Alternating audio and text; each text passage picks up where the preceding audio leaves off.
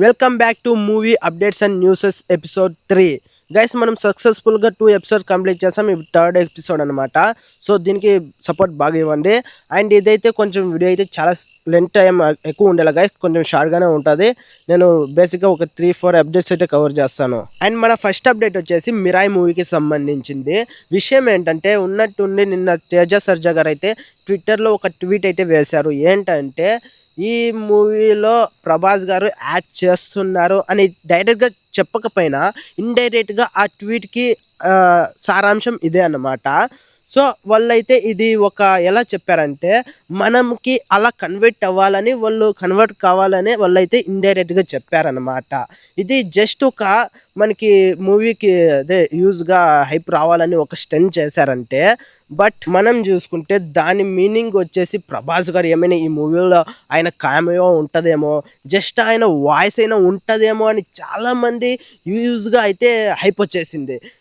Minimum 1 అవర్లోనే ఆ tweet వేసిన 1 అవర్లోనే bookings అయితే అమ్మాంతం ఫుల్ అయిపోయాయి అన్నమాట. బట్ అక్కడ చూసుకుంటే వాళ్ళు పబ్లిసిటీ స్టంట్కి మాత్రమే అలా వేశారంటే, బట్ ఇక్కడ విషయం ఏంటంటే వాళ్ళు అది ఏ ఉద్దేశంతో వేశారనుకుంటున్నానంటే మేబీ ఈ మూవీకి ఎక్కువ హైప్ రావాలని ఉద్దేశంతో వేశారనమాట.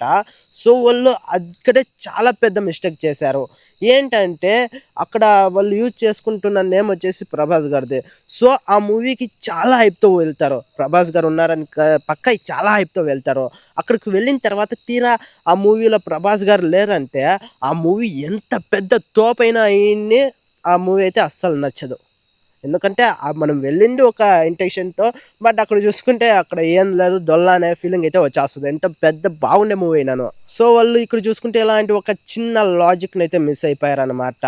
సో ఆ మూవీకి వాళ్ళు ఔట్ ఆఫ్ ది బార్డర్ ఒక హైప్ అయితే ఇవ్వాలని ట్రై చేశారు. సో మూవీ అయితే బోల్తా పడిపోయింది. ఈ ఉద్దేశంతో ఈ రకంగా చూసుకుంటే. సో వాళ్ళు ఈ ఒక ఇలాంటి స్టంట్ అనేది వాళ్ళు చేయకుండా ఉండింటే మినిమం ఈరోజు మూవీ టాక్ అయితే వేరేలా ఉండేదేమో. మేబీ నేను అయితే అలా అనుకుంటున్నా.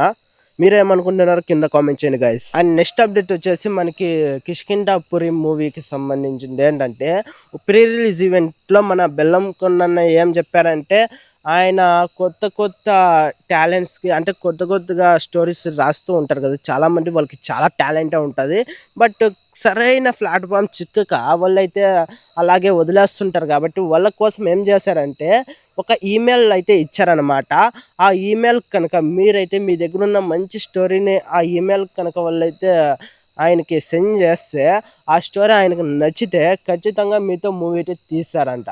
సో ఇదైతే చెప్పారనమాట. మీరు చూసుకోవచ్చు గుర్తే. అండ్ గైస్ అప్డేట్స్ అయితే ఇంతే. ఇంకా చెప్దాం అనుకున్నా బట్ ఇక్కడ టైం అయితే అస్సలు సరిపోలేదు.